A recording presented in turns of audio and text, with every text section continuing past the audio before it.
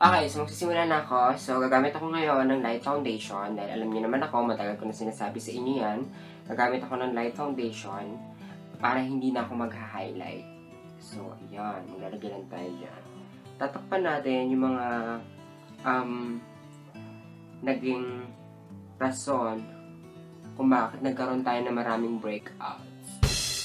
Sa pagpupuyat, pag-aantay ng mga text nila, kailangan natin itago yung mga pimple marks na kagagawan nila. Okay, so sa after nyan, kailangan natin i-concealer yung ating mga naging malas. Ayan. Pero pagkabura nyo ng concealer, syempre nandiyan pa rin siya. Pero huwag nyo kakalimutang i-blend yung concealer. Alam nyo, walang mga sense yung mga pinagsabi ko dito. Parang hindi ko kaya si Ma'am, si Miss Shelby. Ano ba? Ang taba kasi ng utak niya. Alam niyo yun, guys? Yung parang, Diyos ko, hello, si Michelle yun. Si Michelle yun, be! Ayan, ito na guys, nagkikilay na tayo. Depende din sa inyo yon kung anong klaseng gusto nyong kilay. Pero ako, sa look na to, gusto ko lang yung maging natural. Yung parang magkaroon na ng konting kulay yung kilay ko. Saka, guys, depende ha, kung kayo mag-browse on Flick,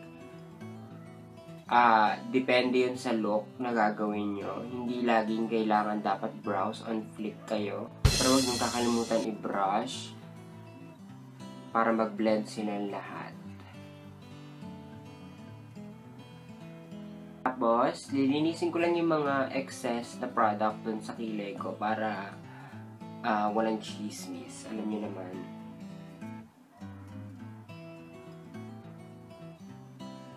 So, gagamit lang ako ng warm na brown na eyeshadow para sa ating crease area. Ayan, lagi ako nagwa-warm ng crease. Alam niyo yan. Kung masaya ka na sa concealer mo, pwede mo nang iset yung iyong pagmumukha. So, ayan, ganyan. Mo lang siya para hindi mag-oily. Kasi ang pangit naman kapag oily, di ba? Para tayo naglalapot. Lapot. Si Mr. Lapot. Ganon. Again, yun nga. Brown na eyeshadow. Paulit-ulit na ako. Diyos ko, Lord. Para na ako sirang plaka dito. Siguro naman alam nyo na to lagi. Dapat na-master nyo na dapat ito, okay? Master. Ayan, base master. Ganon. And ang gagamitin natin susunod is yung dark na eyeshadow.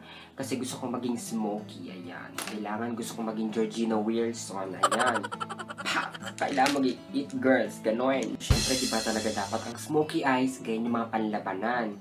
Nasaktan sila, so dapat babawi sila sa make-up. Kailangan kayo matakot magpaganda, Diyos ko. Ayan ang mga ano ngayon. In na in ngayon, guys. After mong masaktan, syempre kailangan maging Diyosa ka.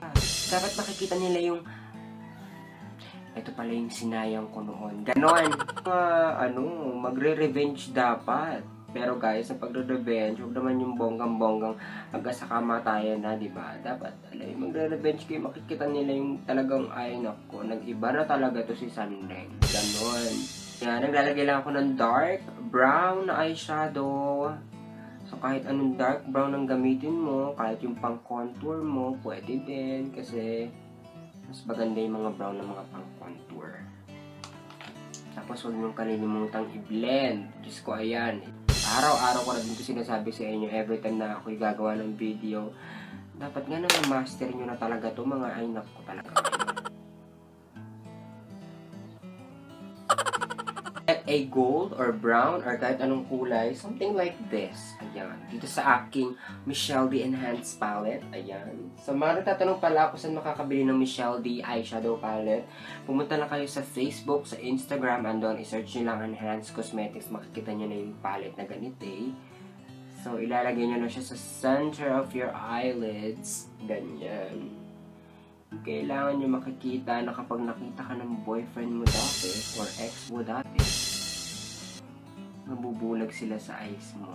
Ay, naku na eh. Pero huwag nyo kakalimutan maglagay ng eyeshadow sa inyong lower lid. May kasama si dark brown sa tuktok ng inyong eyelids. So, yan. Lalagay lang tayo dyan, mga best. Eyeliner na tayo. Kailangan maggagawa tayo ng sharp na edges sa pinaka-outer part ng ating eyelids para, alam nyo na,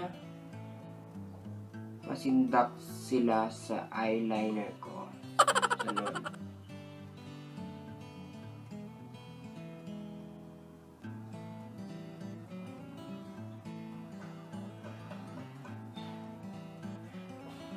After nyan, ayan, may dumadaan na naman may extra dito sa aking video, mga tricycle, mga ganun. Pasensya na mga loves. So, ngayon mag-curl na tayo ng pilik mata.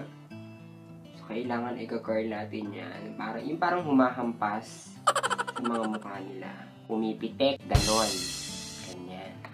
Kung kakalimutan mag-mascara ng very, very light. Ay, maglalagay na tayo ng pilik mata. Ayan, ito yung kinuha kong pilik mata. Basta kahit ano na lang yung madukot ko dito, mga te. So, ayun. Kailangan maglagay tayo ng pilik mata dahil isa yan sa makakapagpaganda sa ating pagbabago, diba? Pagbabalik. Kumbaga, yan. Tayo ay may pilik mata na. Nabuhayan na ulit ang ating mga mata. Hindi na siya boring tignan. Since sinabi ko nga sa inyo kanina na gumamit ako ng light foundation dahil lagi akong nagko-contour. So, para hindi na ako mag-highlight ng PES, ayan, magko-contour na lang tayo, bes. Ano sinasabi ko sa inyo? Huwag ka na mag-diet, mag-contour ka na lang. Ganon.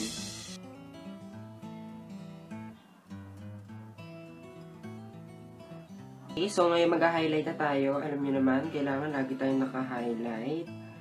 Hindi tayo magpapatalo, kailangan lagi tayong may highlight. Diba?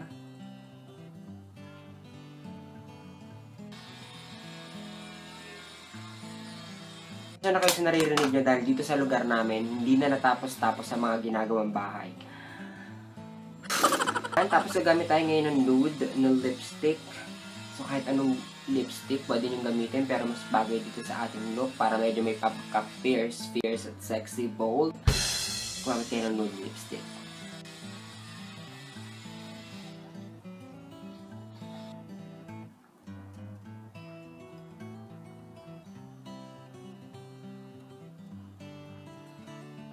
So eto na po ang aking finished look. Ayan. Ito na ang aking pagbabalik. Ayan. Sa mga lalaking sinayang ako noon. Ito na, nagbabalik. Limutan ko pala maglagay ng blush. So, mukha na ba akong sinisiyaw? Walang tong light pink na blush.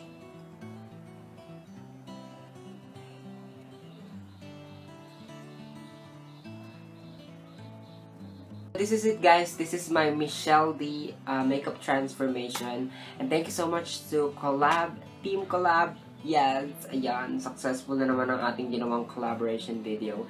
And yes, and please don't forget to check out sa mga iba pang girls na gumawa ng mga ibang Pinay YouTube beauty guru inspired makeup look. Transforming myself into a Mamshi Michelle D. Hindi ko kasi alam yung talagang totaling hair niya. Pero nakikita ko lang yung parang short na. Lakas mo kapag pa-fierceness. So, ayan, maraming salamat Team Collab, and please, huwag kayo maglilib ng mga very harsh comment na ginagaya ko si Michelle, yung pananalita niya.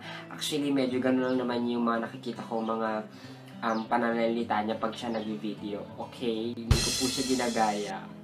But, I love Michelle D. I love you, Mommy She. Thank you so much. Don't forget to check out Team Collab on Facebook. Don't forget to check out yung mga iba pang girls na yung ka-collaboration ko dito sa Pinay YouTube Guru Makeup Transformation. Yes. Again, this is my Michelle D inspired look, and I'll talk to you guys soon on my next video. Bye, everyone.